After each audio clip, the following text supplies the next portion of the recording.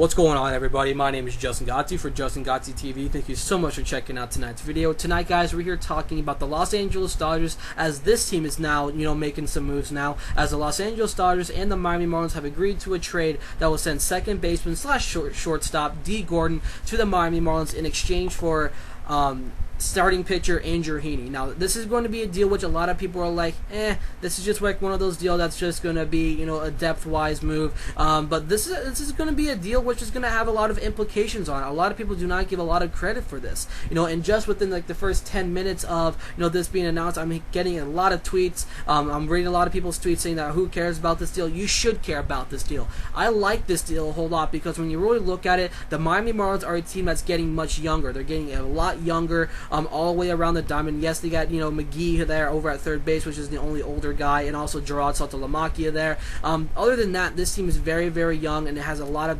build-up talent going into the near future. But the only problem is they're trying to find a productive second baseman. Donovan Solano can do a whole lot for this team, but it's not going to be enough to where they can keep him going down the line as a legitimate starter. Dee Gordon has that.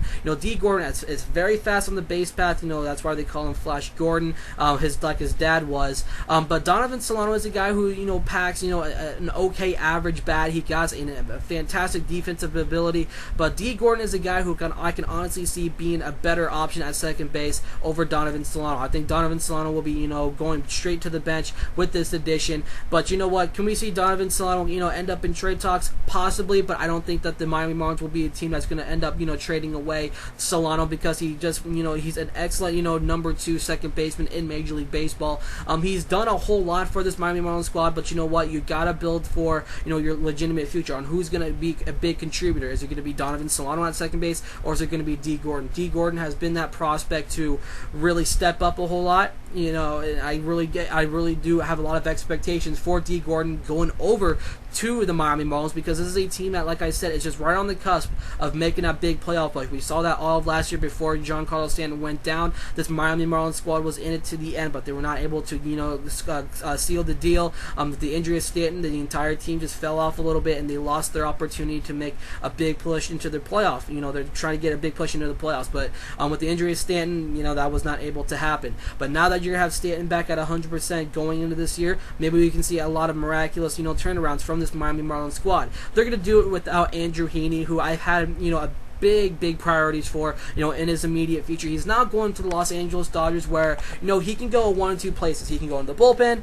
and he's a tool play. He's a big tool, and he can really work out. And either way, he can be placed into the bullpen. He can be placed into the rotation. The Los Angeles Dodgers got Juan Nicasio from the Colorado Rockies about a few days ago, actually off waivers, when the Rockies waived him along with Brett Anderson, I think it was also, but.